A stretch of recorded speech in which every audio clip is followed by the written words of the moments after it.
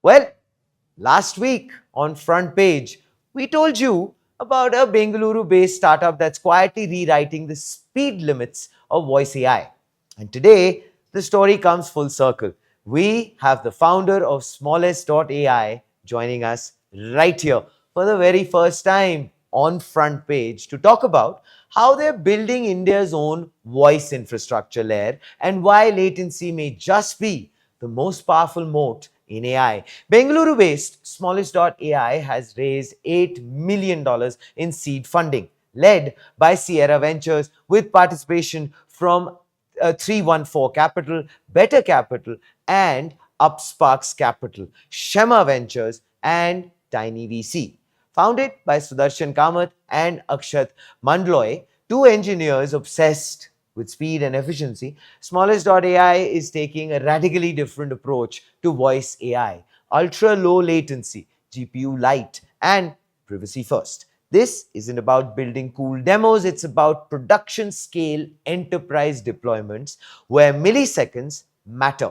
Compliance is non negotiable, and speed decides who wins. Their Lightning TTS stack can generate 10 seconds of audio in under 100 milliseconds. That's faster than the average human response time to a conversation. Their Electron V2 model hits a TTFT of 53 milliseconds. That's world class speed, and it's built right here in India. And joining us on Front Page tonight is, well, Sudarshan Kamath, founder of Smallest.ai. Sudarshan, if you're all set, I'm so happy to, well, welcome you to Front Page. Great to have you with us. Thank you so much, guys. It's a pleasure to be here, and thank you so much for having me. Wonderful. All right. So, right off the bat, Sudarshan, first of all, big congratulations on the fact that, yes, the raise has happened and that milestone is now done and dusted. Yeah, it's been obviously a lot of hard work, but this capital is obviously something we are very grateful for, and we are excited to go back to building. Nice. I like the fact that you've used the term grateful because I think finally that is what makes sure that the journey is beautiful ahead. So basically, the $8 million seed round is done. What drove such strong investor confidence is the first thing that I would like for you to maybe shed light on. I think what worked for us is that we have a very strong, deep technical background and a genuine curiosity and interest to solve a very hard problem. Mm-hmm. And the problem statement is such that if we solve it, the market is extremely large. We are talking about unlocking voice interactions at like a population scale for billions of humans multiple times in a single day, right? So this is essentially going to change how humans and AI communicate with each other. And Mm-hmm. because of sort of our background and the large potential of this problem, I think we were able to raise the capital successfully. So one of the things maybe that you can still recall, Sudarshan, which I mean, in terms of the pitch that you gave as far as the investors is concerned, probably that one thing that you recall definitely made sure that they were sold on it. I think it was to talk about that voice is the primary mode of communication between humans, and why Hmm. isn't that the case with AI? Why do we still text to AI, whereas we like we are having this interview in voice, right? Why are Sure. we not texting with each other? And Right. so that That'll be a little awkward correlation, as well. Yeah. that will be very awkward, right? So Yeah. that correlation, I think, really hits, and you are trying to build like that next level of AI, which we just want to talk to, Sure. and that I think helped us nail the round. Nice. So basically, moving forward, what does this actually now say about the maturity of the voice AI opportunity in India and, of course, globally? You just mentioned we're talking about population level. I think we are just at the beginning. While you must have seen a lot of demos, voices, just getting started, and it's nowhere close to what humans can do today when communicating with each other. But that's the opportunity, right? Like that's where we Hmm. are investing in. Hmm. So all of our research team is dedicated towards building like a solution where it can match human potential and ultimately act very naturally when speaking to another humans, passing the Hmm. so-called Turing test. Hmm. And I think maturity wise we are early, the potential is really high, and at every step we are going to see a major unlock in market size. Of course, before I get into that aspect of frontier innovation, Sudarshan, I wanted to ask you this. Usually, the raise, once it's done, that's just a small milestone. The real journey actually begins from there on. So, what's the team feeling like now? That, I mean, of course, the money's in the bank. The questions probably have started. Probably the journey is only about to start and begin. How is that level of emotion, and what is it that everyone is going through?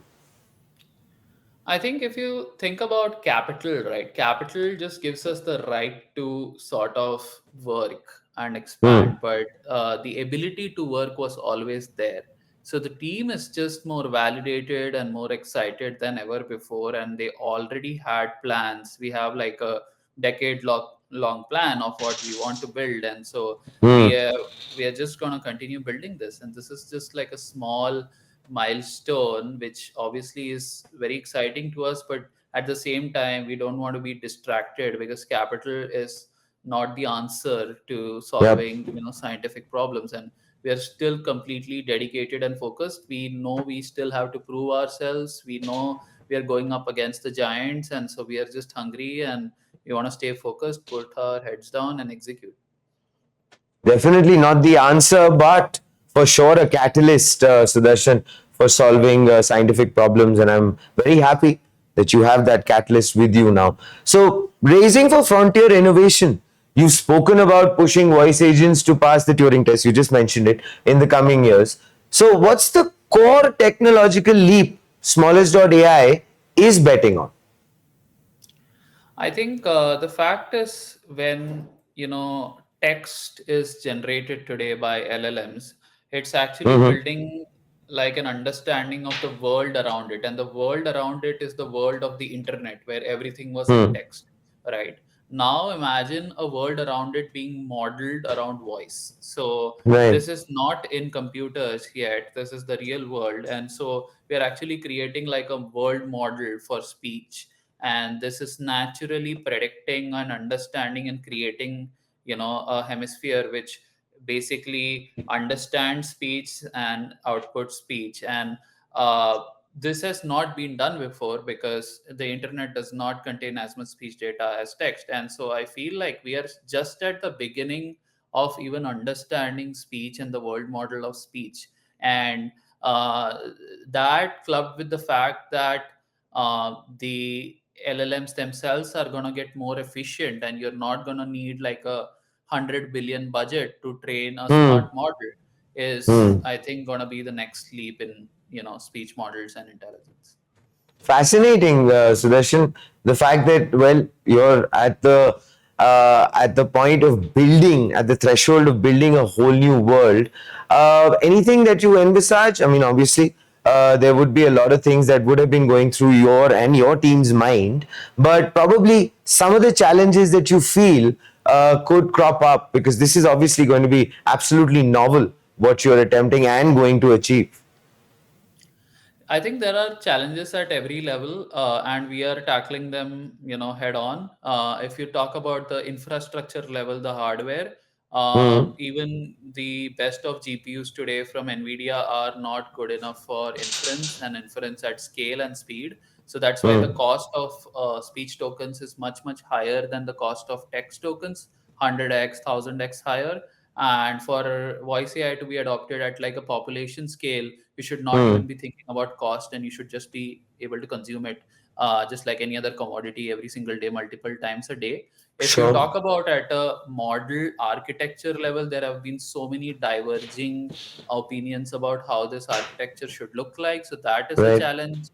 And then if you talk about the data level, a lot of this data doesn't exist in an annotated format. The way Hmm. this is annotated is not standardized, and so that is a scientific problem to solve. So there are challenges at every level, and we are tackling them head on.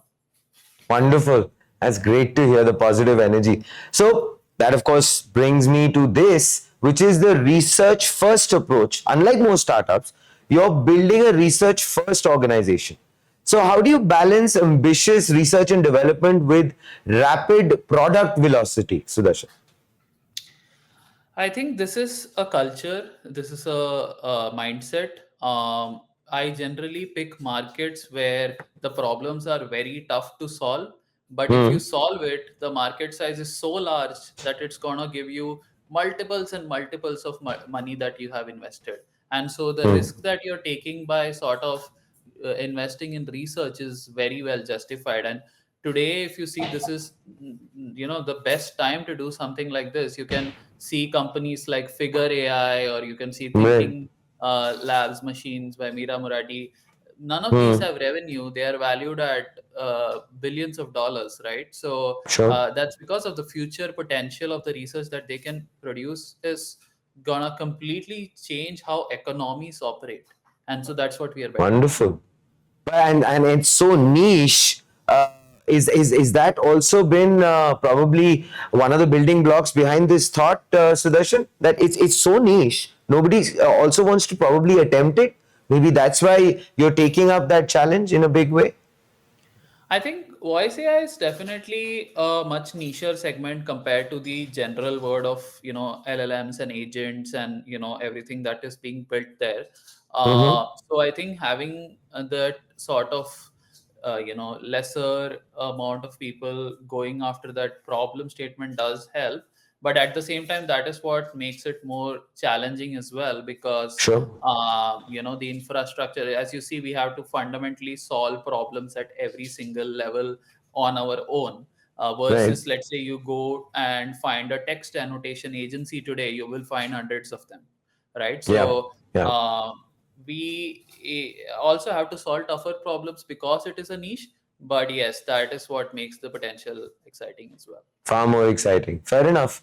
The market fit aspect and the edge in an increasingly crowded AI landscape. What makes Smallest.AI's approach very unique? I think, firstly, we were always taking a contrarian approach to the market, Hmm. right? We were never for the large models, and we never felt like just because we did not have $1 billion, we cannot train models.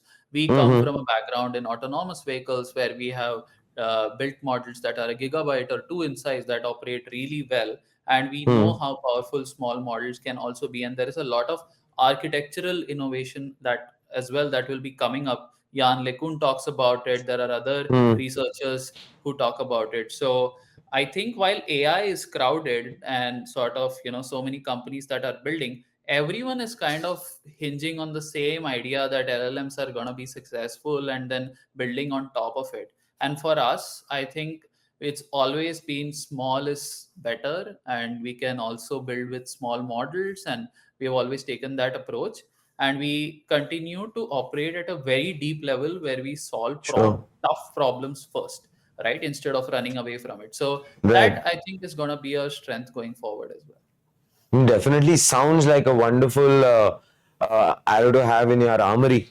Where do you see the strongest early enterprise adoption, Sudarshan? I think for us, the earliest markets have been in banking and finance, and Hmm.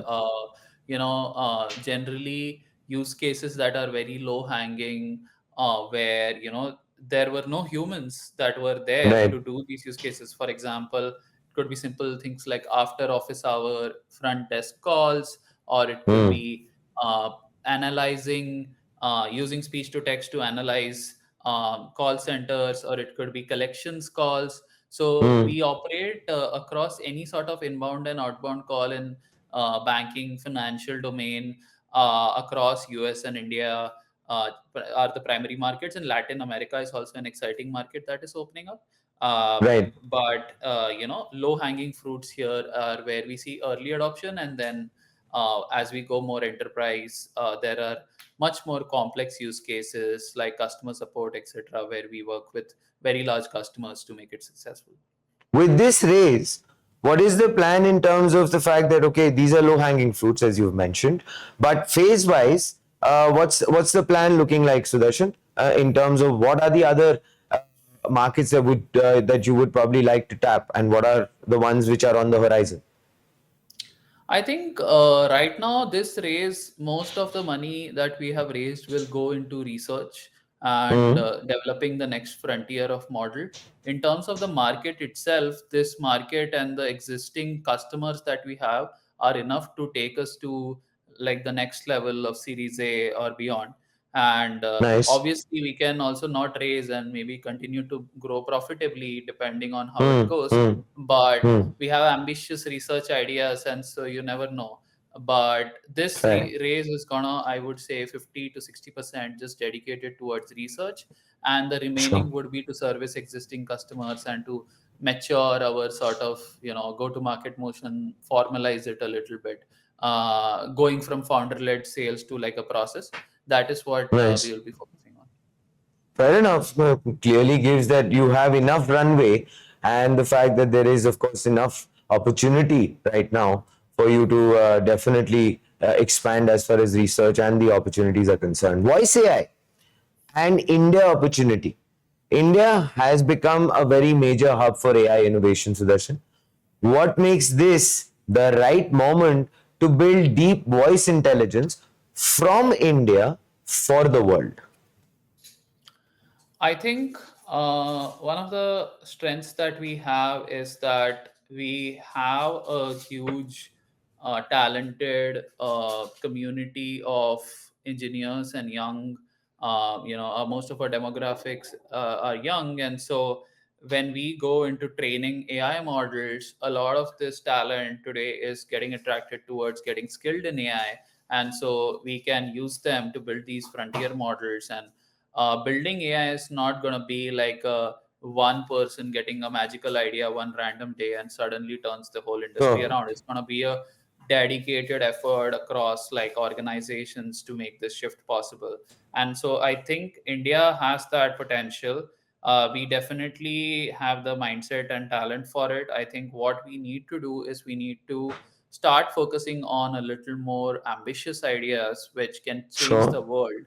And I think the languages and the diversity we have in our own country also serve Hmm. as like a niche market we ourselves can go after, and that itself is a potential startup opportunity. So creating voice agents for low resource languages and Hmm. sort of creating the fundamentals of the infrastructure for the English and the major languages of the world, we can contribute Sure. in both ways.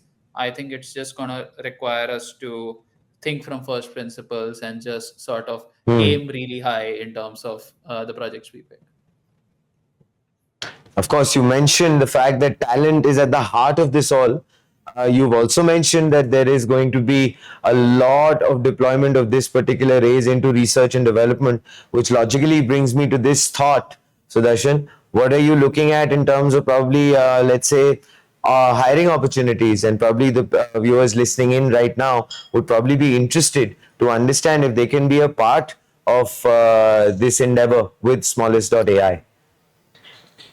I think we always look for exceptional talent. For Mm-hmm. us, it is extremely important that we have the best people in the world working for us, no Mm-hmm. matter where you come from.